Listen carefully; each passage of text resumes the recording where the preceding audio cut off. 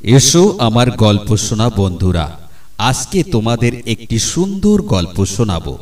যে গল্পটির মধ্যে রোমাঞ্চ আছে, যে গল্পটি শুনলে তোমাদের ভালো লাগবে।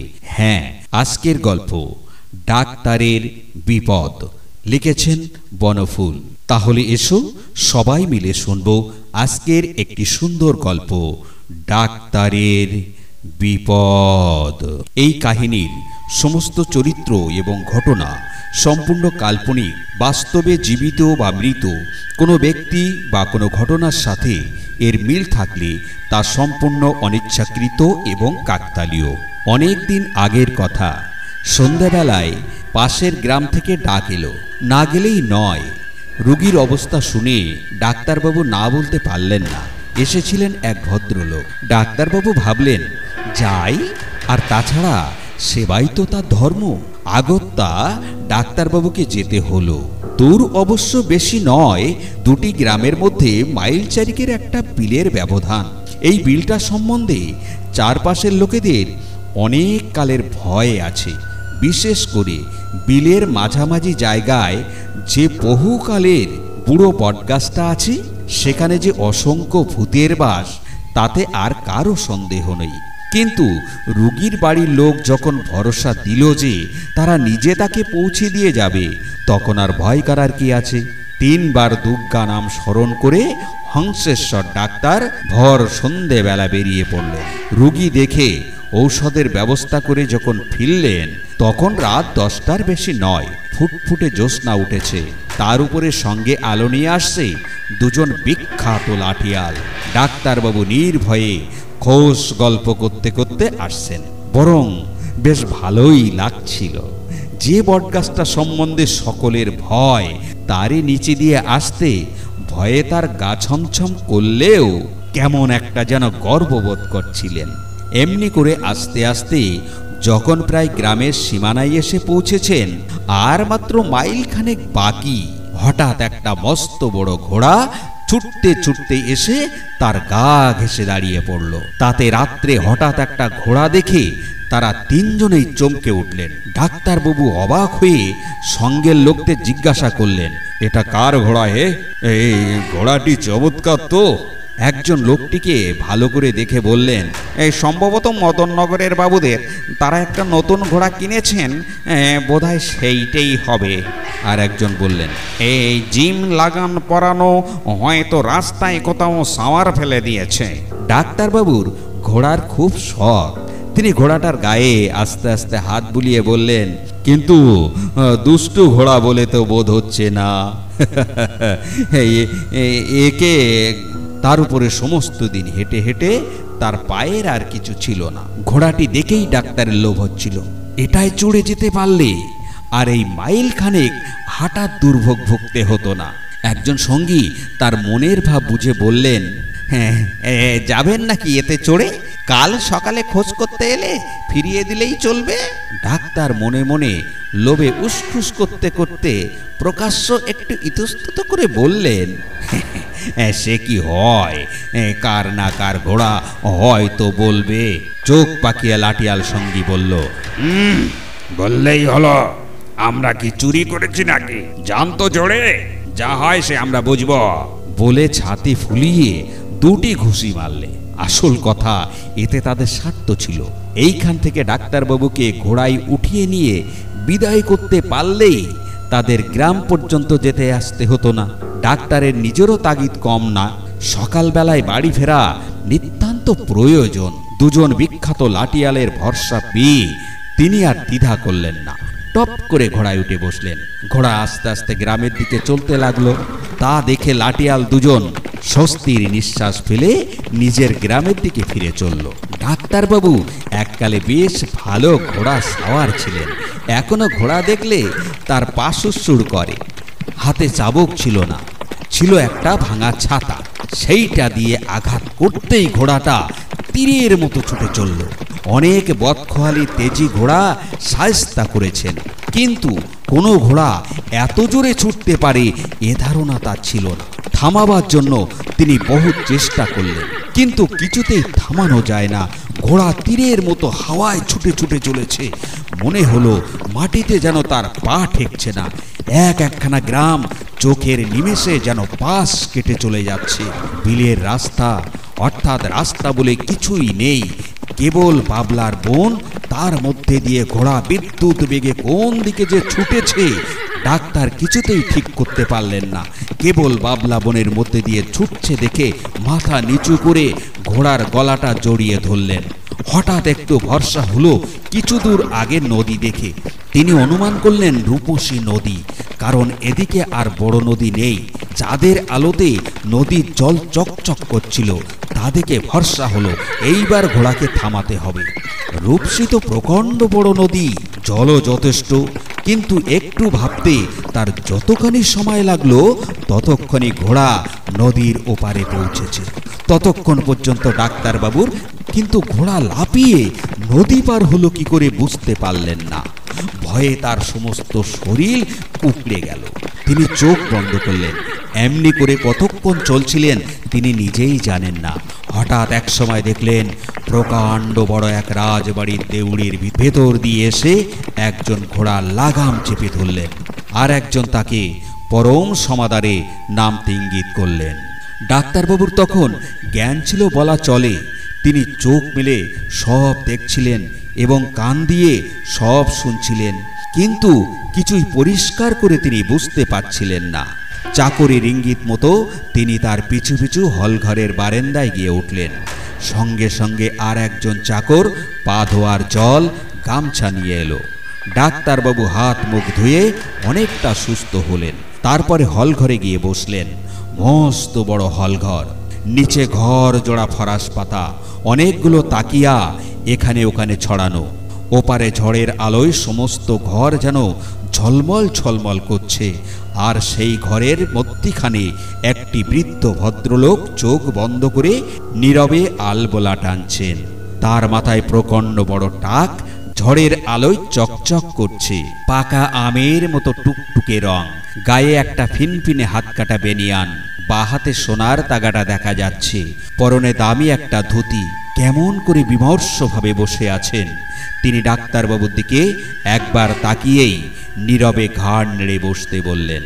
তার চোখের দিকে তাকিয়ে ডাক্তারবাবু নিজের অজান্তেই শরীর যেন শিউরে উঠল। মরা ছাগলের মতো ঘোলাটে চোখ, মানুষের তো দেখা যায় না। সে দৃষ্টিতে তার হাড়ের ভিতর পর্যন্ত বরফের মতো ঠান্ডা হয়ে গেল। তিনি তাড়াতাড়ি চোখ ফিরিয়ে নিলেন। ঘর নিস্তব্ধ, কেবল দেয়ালের ঘড়িটা টিক টিক করে চলছিল। ডাক্তারবাবু চেয়ে দেখলেন রাত্রি মোটে 12টায় 5। ভয় করার কিছু নেই। এতক্ষণে মাঠে মাঠে ঘুরছিলেন, এখন বরং লোকালয়ে ভদ্রলোকের আশ্রয়ে এসে পৌঁছেছেন। তবু কেমন একটা অজানা ভয়ে তার গলা শুকিয়ে কাঠ হয়ে গিয়েছিল। এক গ্লাস জলের জন্য কাকে বলা যায় এদিকে ওদিকে চাইলেন। একটা চাকর এসে রূপোর গ্লাসে এক গ্লাস শরবত এনে তার সম্মুখে নামিয়ে দিল। ডাক্তারবাবু খুশি হয়ে তার দিকে চাইলেন। তার চোখে চোখ পড়ে গেল। ভদ্রলোক চমকে উঠলেন, তার হাত পা কেঁপে উঠল। আশ্চর্য, এরও চোখ তেমনি ঘোলাটে, কিন্তু তৃষ্ণাক্ত ছাতি ফেটে যাচ্ছিল। তিনি ঠক ঠক করে এক নিমেষে শরবত পান করে ফেললেন। এমন চমৎকার শরবত তিনি কখনো খাননি। শরীর যেন জুড়িয়ে গেল। তখনই আর একজন পান তামাক নিয়ে এলো। ডাক্তারবাবু তার চোখটা কিরকম দেখবার চেষ্টা করলেন, কিন্তু লোকটা যেন তার মনের মতলব বুঝতে পেরে ঠিক করে একটা হাসি হেসে চোখ সরিয়ে চলে গেল। ডাক্তারবাবু আর কিছু না বলে একটা পান মুখে দিয়ে তামাক টানতে টানতে বললেন, এ কোথাকার তামাক? এত চমৎকার, খেতে খেতে সুখে চোখ যেন বুঝে আসছে। সেই বুড়ো ভদ্রলোক তখনও এক মনে টেনেই চলেছিলেন, কিন্তু একটা কথাও বলছিলেন না। বাইরে বহু লোকজন যাওয়া আসা করছিল, কিন্তু তাদের কারো মুখে হাসি নেই, কথাও নেই। আর একটা আশ্চর্য বিষয়, ডাক্তারবাবু যার দিকেই চেয়ে দেখেন সবাই চোখ নামিয়ে চলেছে। এতগুলো লোক যে এ বাড়িতে রয়েছে তা চোখে না দেখলে বোঝা যায় না। কথা তো কেউ বলছেই না, এমনি কি তাদের পায়ের শব্দ পর্যন্ত পাওয়া যাচ্ছে না। ডাক্তারবাবুর মনে হলো এ বাড়িতে হয়তো কারো কঠিন অসুখ করেছে, হয়তো যখন তখন অবস্থা। ব্যাপার দেখে কর্তা বাইরে এসে গালে হাত দিয়ে বসলেন। লোকজনের মুখ দিয়ে আর কথা সচ্ছে না, কিন্তু তিনি বুঝতে পারছিলেন না এ বাড়িটা কাদের হতে পারে। এরা যে রাজা বিশেষ লোক তাতে সন্দেহ নেই। এদিকের 20-25 মাইলের ভেতরে প্রত্যেক গ্রাম কখনো না কখনো কোনো না কোনো উপলক্ষে তিনি দেখেছেন। ঘোড়া তাকে 2 ঘন্টার মধ্যে এখানে এনে ফেলেছে। যত জোরেই ছুটুক 2 ঘন্টায় আর কতই বা রাস্তা যাওয়া যায়। বহু চেষ্টা করেও এ বাড়ি ডাক্তারবাবুর আর কখনো দেখেছেন বলে মনে করতে পারলেন না। ব্যাপারটা বুড়ো ভদ্রলোককে জিজ্ঞেস করবেন মনে করছিলেন। এমন সময় খাবারের ডাক এলো। ডাক্তারবাবু খেতে গেলেন। খাবারের আয়োজন দেখে ডাক্তারবাবুর তো চক্ষু স্থির। প্রকাণ্ড এক সোনার থালায় খানকায়েকের ফুলকো লুচি, তার চারিদিকে কত যে তরি তরকারি থরে থরে সাজানো, গরিব ডাক্তারবাবু কখনো তা চোখেই দেখেনি। রাত হয়েছে, অতিরিক্ত পথশ্রমে ক্ষুধাও কম লাগেনি। তিনি আর কাল বিলম্ব না করে বসে পড়লেন। খেতে বসেই মনে হলো সবই আছে বটে, এক টুকরো লেবু আর নুন নেই। কথাটা তার মনে উদয় হওয়া মাত্র ঠাকুর এসে একটা বেকারিতে করে নুন আর লেবু রেখে গেল। সব রান্নাই চমৎকার, বিশেষ করে তোপসে মাছ ভাজা বড় ভালোই লাগে। এদিকে তোপসে মাছ ভাজা তো পাওয়া যায় না। ভদ্রলোক কি করে কোথা থেকে যে জোগাড় করলেন কে জানে। ডাক্তারবাবুর মনে মনে হাসু পেল। ভদ্রলোক কষ্ট করে দুষ্প্রাপ্য তোপসে মাছ জোগাড় করেছেন, আর গলদা চিংড়ি জোগাড় করতে পারেননি। চিন্তা করা মাত্র গলদা চিংড়ির মালাইকারি এলো। ডাক্তারবাবু কিন্তু একথা ভেবে দেখলেন না যে তিনি মনে মনে চিন্তা করা মাত্র কি করে একটা জিনিস এসে পৌঁছে যাচ্ছে। ভাবলেন বোধহয় তিনি ভুলে গিয়েছেন, এখন এনে দিচ্ছে। ফলের থালাটা কোলের কাছে টেনে এনে দেখলেন ফলের আর কিছু বাকি নেই, এক আম ছাড়া। তাই এদিকে তো আম মোটে হয়নি। গোড়ায় মুকুল ভালো হয়েছিল, কিন্তু ফাল্গুনের গোড়ায় কদিন কি যে কাল বৃষ্টি হলো, একটা মুকুলও রইল না, সব ঝরে গেল। আম নেই সেই জন্যই। কিন্তু এই মুহূর্তে মালদাহের ভালো ফজলি আম যখন তার সামনে এলো, তখন তার বিস্ময়ের সীমা রইল না। অবাক হয়ে ঠাকুরের মুখের দিকে চাইলেন। সেই চোখ মরা ছাগলের মতো ঘোলাটে। ঠাকুর সঙ্গে সঙ্গে যেন অপ্রস্তুত হয়ে হেসে হেসে চোখ নামিয়ে চলে গেল বটে, কিন্তু সেই এক মুহূর্ত দৃষ্টি হাড়ের ভিতর পর্যন্ত ঠক ঠক করে কাঁপিয়ে দিলে। ডাক্তারবাবু পরম পরিতোষ সহকারে আহার করেও কেমন যেন তৃপ্তি পেলেন না। তার মন তখন বিভ্রান্ত হয়ে উঠেছে। কি যেন করবেন ঠিক করে উঠতে পারলেন না। কস্তুরী সুবাসী পান মুখে দিয়ে সুগন্ধি তামাক টানতে টানতে একবার মনে হলো পালিয়ে যাব। এই থমথমে বাড়ি, বিশেষ করে এই বুড়ো ভদ্রলোকটিকে তিনি কিছুতেই সহ্য করতে পারছিলেন না। ভদ্রলোক এখনো ঠিক সেই জায়গায় ঠিক তেমন করে বসে আছে, মুখে গড়গড়া নল। মাঝে মাঝে ডাক্তারবাবুর মনে হচ্ছিল ভদ্রলোকের মাথাটা আসল না, শ্বেত পাথরের কিংবা এমনি কোনো কিছুর। কেবল থেকে থেকে ধূমপান করে প্রমাণ করছিলেন না, মাথাটা নকল নয়, আসলই। কিন্তু ভদ্রলোক চোখ তুলে তাকালেন না কেন, কথাই বা বললেন না কেন? এ কিরকম ভদ্রতা? এমন সময় ভিতর থেকে ডাক্তারবাবুর ডাক এলো রুগী দেখবার জন্য। রোগীর নামে ভদ্রলোক চাঙ্গা হয়ে উঠলেন। তাই বটে, বাড়িতে কঠিন রোগ না থাকলে লোকে এমন বিমর্ষ হয়ে চুপচাপ থাকে না। ডাক্তারবাবু উৎসাহের সঙ্গে ভিতরে গেলেন। কত ঘর, কত বারেন্দা যে পার হলেন তার ইয়াত্তা নেই। এত বড় বাড়ি রাজবাবুদের ছাড়া আর কারো হয়? কিন্তু কোথায় রাজা এরা? তিনি কি এদের নামও শুনিনি? কি জানি। এ কোন দেশ? অবশেষে ডাক্তার রোগীর ঘরে গিয়ে উপস্থিত হলেন। প্রকাণ্ড বড় এক হল ঘরের এক প্রান্তে একখানা মেহগনি খাটের উপর রোগী আপাদমস্তক একখানা চাদর ঢাকা দিয়ে শুয়ে আছে। তার মাথায় একরাশ চুল খাট থেকে মেঝেই লুটিয়ে পড়েছে। শিওরে একটি মোমবাতি মিটমিট করে জ্বলছিল। সে আলোয় এত বড় হল ঘরের কিছুই হচ্ছিল না, কেমন অদ্ভুত ধরনের ঝাপসা দেখাচ্ছিল। খোলা জানালা দিয়ে ঘরের স্থানে স্থানে চাঁদের আলো এসে পড়ছিল।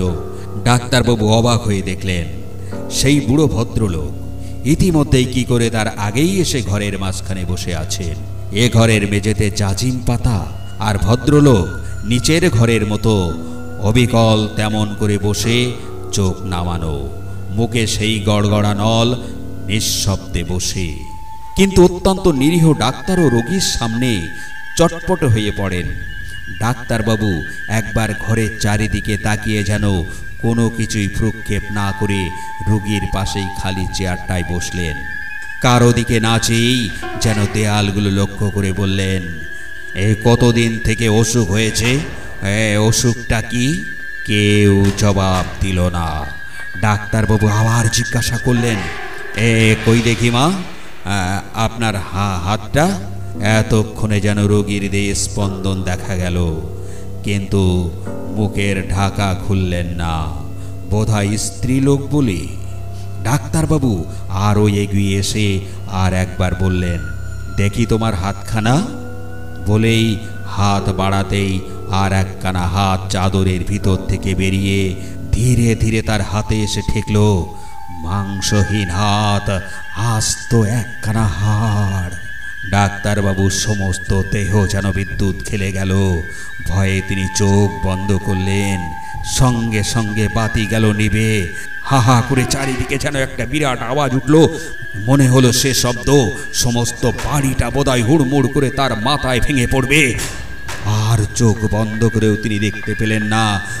হাজার জোড়া ঘোলাটে চোখ চারিদিকে হাওয়ায় নেচে নেচে বেড়াচ্ছে, আর মিটমিটি করে ইশারা করে তাকে যেন ডাকছে। ডাক্তারবাবু অজ্ঞান হয়ে চেয়ার থেকে সশব্দে মেঝেই পড়ে গেলেন। যখন তার জ্ঞান হলো তখন ভালো করে ভোর হয়নি। দেখলেন বাড়িটা বড় বটে, কিন্তু রাত্রে যে ঐশ্বর্য দেখেছে তার কিছুই নেই। দেয়ালে চুন বালি খসে খসে পড়ছে, ঘুলঘুলিতে হাজার হাজার চামচিকে বাসা বেঁধেছে, আর ঘরের মধ্যে ভীষণ একটা দুর্গন্ধ। মেঝেতে কাল যে জাজিম দেখেছে তার চিহ্ন মাত্র নেই। সে লোকজনও কোথায় অদৃশ্য হয়েছে। ঘরের এক প্রান্তে একটা খাট আছে বটে, কিন্তু মেহগনি নয়, একটা সাধারণ পায়া ভাঙা তক্তবোস। ওর উপরে ছেঁড়া তোশকটা আছে, তার থেকে ইঁদুর তুলো বার করে করে ঘরময় ছড়িয়েছে। ডাক্তারবাবুর প্রায় হাড় হিম দিয়ে বাইরে এসে বললেন, চেয়ার থেকে পড়ে যাবার ফলেই হোক অথবা বহুদিন পরে ঘোড়ায় চড়ার জন্যই হোক, সর্বঙ্গে যেন ব্যথা বোধ হচ্ছিল। চারিদিকে তাকিয়ে তাকিয়ে দেখলেন যদি কারো দেখা পাওয়া যায়। এমন সময় দেখা গেল একটি আধবুড়ো লোক আপন মনে হনন করে আস্তে আস্তে হঠাৎ তাকে দেখে থমকে দাঁড়িয়ে গেল। এই শুনুন মশাই, শুনছেন? এটা কোন জায়গা বলতে পারেন? মানুষের গলা শুনে লোকটি যেন আশ্বস্ত হলো, তবু দূর থেকেই বললেন, এটা মহেশপুর, মালদা জেলা। এই বলেন কি? সে তো অনেক দূর। বোম্বাই থেকে অনেক দূরে বই কি। লোকটি ততক্ষণে কাছে সরে এলো, হেসে বলল, কোত্থেকে আসছেন? ডাক্তার বুঝি? হ্যাঁ ডাক্তার, আসছি মুর্শিদাবাদ থেকে। জঙ্গিপুরের কাছে আমার বাড়ি। হ্যাঁ বুঝেছি। কি বুঝলেন বলুন তো? এখানে বসুন। লোকটি তার কাছে বসে বললেন, এই যে বাড়ি দেখছেন, এরা এককালে রাজা ছিলেন। ইদানিং অবস্থা খারাপ হয়ে আসছিল। কিছুদিন আগে গ্রামে হঠাৎ কলেরা লাগে। কলেরা জোর লাগাতেই এখানকার হাসপাতালের ডাক্তার একদিন রাত্রে প্রাণের ভয়ে স্ত্রী পুত্র নিয়ে সরে পড়েন। ঠিক সেই রাতেই রাজবাড়িতে কর্তাবাবুর একমাত্র মেয়ের কলেরা হলো। গ্রামে ডাক্তার নেই, চারিদিকে ঘোড়া নিয়ে লোক ছুটলো, যেখান থেকে হোক ডাক্তার আনতে হবে, ডাক্তার আনতে হবে। কিন্তু ডাক্তার তো আর পাওয়া গেল না। কর্তাবাবুর পেয়ারা ঘোড়া মশাই, অমন ঘোড়া আমার চোখে আজ পর্যন্ত পড়েনি। মাঝ থেকে সেটারও যে কি হলো, রাতেই মারা গেল। আর ভোর না হতেই রাজবাড়ির সমস্ত লোকও শেষ হয়ে গেল। সে এক আশ্চর্য ব্যাপার মশাই, যেন ভোজবাজি। কর্তাবাবুর কথা উঠতেই ডাক্তার শিউরে উঠলেন, বললেন, তারপরে তারপরে তারপর আর কি মশাই, মাঠে কোনো ডাক্তারকে রাত্রে একা পেলে তার রক্ষে নেই। আপনি একা নন, এর আগে 2-3 জন ডাক্তার এমনি বিপদে পড়েছিল। উঠতে উঠতে লোকটি বলল, 100 মাইলের ফেরে পড়েছেন। এবেলায় আমার ওখানে খাওয়া দাওয়া করবেন, চলুন। ও বেলা অন্য ব্যবস্থা করা যাবে। ডাক্তারবাবু উঠতে উঠতে বললেন, তাই চলুন। কেমন লাগলো আমার গল্পটি? গল্পটি ভালো লাগলে সাবস্ক্রাইব করে আমার সঙ্গে থাকুন আরও রোমাঞ্চকর সুন্দর সুন্দর ভৌতিক গল্প এবং লাভ স্টোরি গল্প শোনার জন্য।